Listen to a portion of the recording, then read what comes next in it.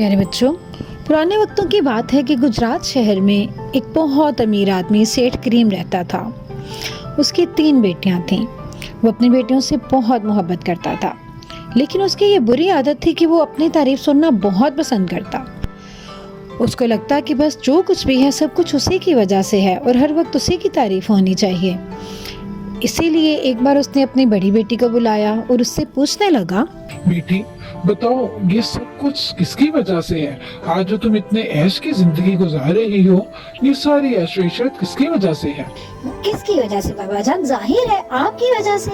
आपने ही तो ये ऐश व इशरत हमें दी। आप ही की मेहनत की वजह से तो आज हम इस मुकाम पे पहुँचे हैं कि हम अपनी जिंदगी को इतना एंजॉय करते हैं। आप ना होते तो क्या होता, हम लोग तो पता नहीं क्या होते। तुम सही कह रही हो। यही तो मैं बताना चाहता हूँ तुम्हें कि देखो, मैंने तुम लोगों को कहां से कहां तक पहुंचा दिया है। ये सब कुछ मेरी वजह से। हाँ बाबा जान, बिल्कुल आप बिल्कुल ठीक कह रहे हैं। ये सब कुछ आप ही का दिया हुआ है और हम आप ही की वजह से इतनी अच्छी जिंदगी गुजार रहे हैं। हम तो जितना आपका शुक्रिया अदा करें उतना ही कम है। तुम सही कह रही हो बेटी, मुझे तुमने बहुत खुश किया। अपने बच्चों को अपने माँ बाप का शुक्रगुजार रहना चाहिए और तुम्हें इस बात का एहसास होना चाहिए कि मैंने तुम लोगों के लिए क्या कुछ किया है। ठीक है, मैं तुमसे बहुत खुश हुआ। अब मैं अपनी जायदाद तुम लोगों के नाम पे करूंगा और मैं जल्द ही तुम लोगों को अपना फैसला भी बताऊंगा। ये कह के उसने अपनी दूसरी बेटी को बुलाया और उससे पूछने लगा, हाँ बेटी बताओ, तुम ये ऐशो इशरत, ये मालो दौलत, जो इतनी अच्छी जिंदगी तुम लोग गुजार रही हो, ये किसकी वजह से है? ये सब कुछ किसने दिया, तुम लोगों को दिया है?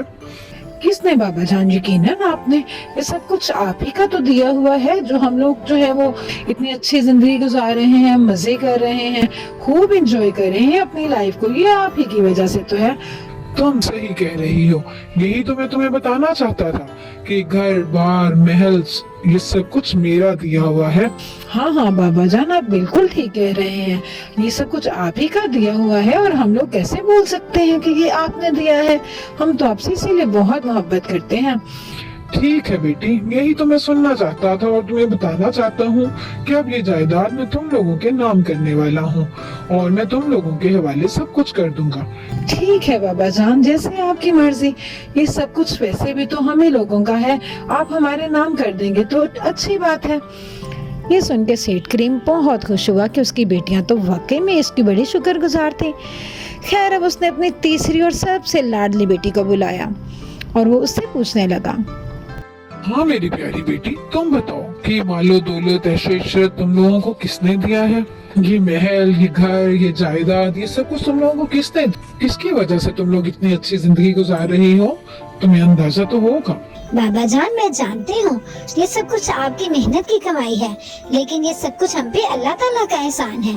अल्लाह ताला ने आपको दिया और आपने हमें दिया, तो यानी अल्लाह ताला ने आपको तौफीक दी कि आपने इतनी मेहनत की तो आपने इतना बड़ा घर बनाया। बाप जी सुन के हैरान हुआ। ये तुम क्या कह रही हो? तुम्हें ये जानना चाहिए कि ये सब कुछ मैंने अपनी मेहनत से बनाया है। तुम कह रही हो अल्लाह ताला ने दिया है।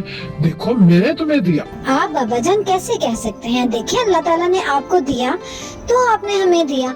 मैं तो सिर्फ ये कह रही हूँ कि अल्लाह ताला ने आपको तौफीक दी तो आपने मेहनत की और आपने मेहनत की तो ये सब कुछ बनाया। तुम ये कैसे कह सकती हो? तुम ये कह रही हो कि ये सब कुछ अल्लाह ताला ने तुम्हें दिया है? तो ठीक है, ऐसा करते हैं, मैं तुमसे ये सब कुछ छीन लेता हूँ और फिर देखता हूँ कि तुम ये सब कुछ दोबारा कैसे हासिल कर सकती हो। तुम्हें एहसास ही नहीं कि मैंने कितनी मेहनत से तुम लोगों को पाला, इतना बड़ा किया, और तुम्हें मेरी शुक्रगुजार होना चाहिए। और तुम ये क्या बातें कर रही हो? मैं आज ही तुम्हें इस घर से निकलने का हुक्म देता हूँ। तुम इस घर में बिल्कुल नहीं रह सकती। ये कहकर वो बहुत गुस्सा हुआ और उसने अपनी सबसे छोटी बेटी फिरोज को घर से निकाल दिया। अभी फिरोज बहुत परेशान थी। वो रास्ते में चलते जाते दरिया के पास से गुजर रही थी। चलते चलते उसको ये भी समझ नहीं आ रहा था कि वो कहाँ जाए। इसी तरह से सफ़र के दौरान ही रात हो गई और रात को वो एक दरख्त के नीचे बैठ गई और अचानक से उसके हाथ में पहनी हुई अंगूठी वहाँ पे गिर गई। वो बहुत परेशान हुई।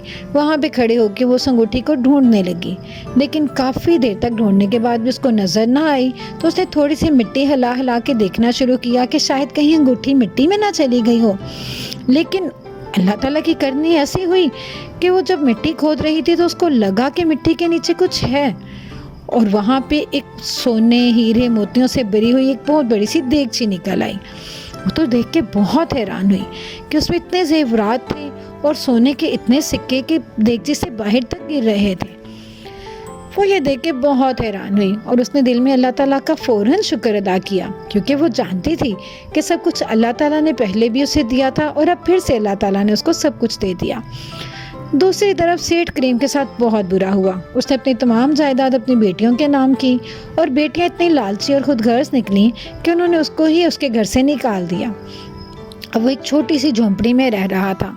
اب وہ یاد کرتا کہ کاش مجھے میری چھوٹی بیٹی مل جائے، وہ تو مجھ سے اتنا پیار کرتی تھی، میں کیوں نہیں جان سکا کہ وہ مجھ سے اتنی محبت کرتی ہے۔ اور ادھر چھوٹی بیٹی، اس کے پاس بہت ساری مال و دولت آ جانے کی وجہ سے اس نے ایک بہت بڑی سی کوٹھی خرید لی، اور وہ دوبارہ اب وہ اپنے باپ سے بھی کہیں زیادہ امیر ہو چکی تھی، لیکن اس کا باپ نہیں جانتا تھا کہ اس کی چھوٹی بیٹی اتنی امیر ہو چکی ہے۔ وہ چاہتی تھی کہ دوبارہ سے اپنے باپ سے ملے اور ان کو بتائے کہ اللہ تعالیٰ نے ہی انہیں پہلے سب کچھ دیا تھا، اور اب دیکھیں اللہ تعالیٰ نے دوبارہ سے سب کچھ دے دیا، لیکن باپ سے مل نہ سکی۔ لیکن اچانک ایک بار وہ اپنے ٹیرس میں کھڑی تھی، اس کو باہر اپنے بابا نظر آ گئے۔ اس کو تو یقین نہ آیا، اس نے اپنے بابا کو پہچانا بھی نہ تھا۔ اس نے فوراً اپنے ایک ملازم کو بھیجا اور ان سے کہا کہ جو آدمی باہر کھڑا ہے اس کو اوپر بلا کے لے کے آؤ۔ جب ملازم گیا اور اس کے بابا کو بلا کے لے کے آیا تو وہ دیکھ کے حیران رہ گئی کہ وہ تو اس کے بابا لگتے ہی نہ تھے۔ نہ صرف ان کا حلیہ بہت بدل چکا تھا، بلکہ وہ اتنے کمزور ہو چکے تھے کہ وہ تو پہچانے بھی نہ جاتے کہ وہ وہی سیٹھ کریم ہیں۔ اب سیٹھ کریم تو اپنی بیٹی کے ٹھاٹھ دیکھ کے حیران تھا۔ وہ تو دیکھ رہا تھا کہ واقعی میں یہ تو بہت امیر ہو چکی۔ اب وہ مان گیا تھا کہ واقعی میں نے بہت غلط الفاظ بولے تھے اور اللہ تعالیٰ نے مجھے انہیں کی سزا دی۔ وہی اللہ ہے جو سب کو دیتا ہے، اور اسی اللہ تعالیٰ نے اس کی بیٹی کو دوبارہ سے وہ سب کچھ دے دیا جو اس نے چھینا تھا، بلکہ شاید اس سے کئی گنا زیادہ دے دیا۔ اب وہ اپنی بیٹی کا بہت مشکور بھی تھا اور اس کے سامنے بہت شرمندہ تھا کہ اس نے اپنی بیٹی کے ساتھ برا کیا، لیکن وہ جانتا تھا کہ دنیا کے ماں باپ برا کر سکتے ہیں، لیکن اللہ تعالیٰ تو کسی انسان کے ساتھ برا نہیں کر سکتے۔ وہ بیٹی نے اس کو یہی کہا کہ بابا آپ غلط تھے۔ اب بیٹی بھی اپنے باپ کو یہی بتانا چاہتی تھی کہ اللہ تعالیٰ ہی ہیں جو سب کو دیتے ہیں، کبھی کسی سے لے کے آزماتے بھی ہیں، تو ہمیں کبھی بھی اللہ تعالیٰ کی ناشکری نہیں کرنی چاہیے، بلکہ ہمیشہ اللہ تعالیٰ کا شکر گزار رہنا چاہیے۔ تو بچوں، اس کہانی سے ہمیں بھی یہی سبق ملتا ہے کہ ہمیں ہمیشہ اللہ تعالیٰ کا شکر گزار رہنا چاہیے اور صرف اسی سے توقع رکھنی چاہیے، کیونکہ دینے والی صرف اور صرف اللہ تعالیٰ کی ذات ہے۔